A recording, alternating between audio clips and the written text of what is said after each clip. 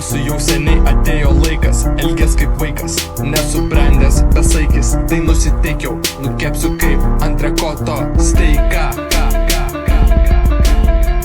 Žygi nors tu mum visiems, draugas mylimas, vertinimas tavo šūdų būna nutylimas. Kartais reikia tau savus veiksmus apriboti, seni nepisu proto, turiu patarimą vieną, tau verta savirefleksiškai įsivertinti bent kartą, o ne imti užsispirti dėl menkiausio šūdo, užpisa visus paužiai tokio būdo.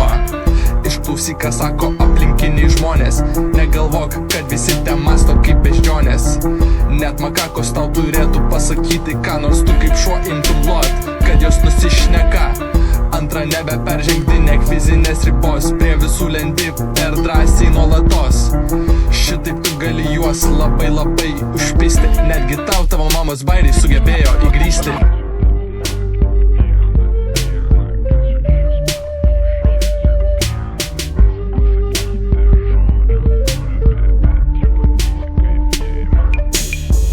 Žygi nors tu mum visiems, draugas mylimas, vertinimas tavo šūdų būna nutylimas. Kartais reikia tau savus veiksmus apriboti, seni nepisu proto, o dabar trečiasis patarimas. Ne Olandija kalta dėl tavo nesėkmių, aš sutinku, čia pilna tų bėdų. Yra chujova nuoma, yra daug dalbajobų, yra unija problemų, pilna lūžtančių sistemų, pilna dar daug šūdų kitų, bet tu jų rasi visur.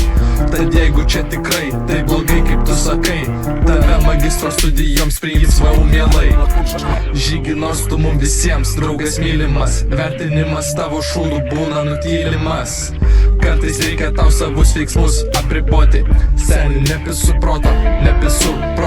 Ketvirtas ir paskutinis teiginys, kad tu nesi vienintelis tiesos spindulys.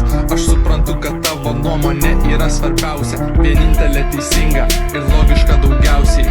Bet ant kitų žmonių minčių tu stumti neskubėki, nes kai tu kranksi ant kitų kaip varna, tavo dviračio padanga vėl sprogs ir grįž tau karma. Žygi nors tu mum visiems, draugas mylimas, vertinimas tavo šūdų būna nutylimas. Kartais reikia tau savus veiksmus apriboti, seni nepisu proto. Tešiau dar ilgai, bet ką man vargint balsą. Geriau eik valgyk sau toliau ledus su salsa. O jei rimtai, tai čia be pykčio tiesą kloju, tik mūsų pastebėjimai, jūs išklausyt rekomenduojam.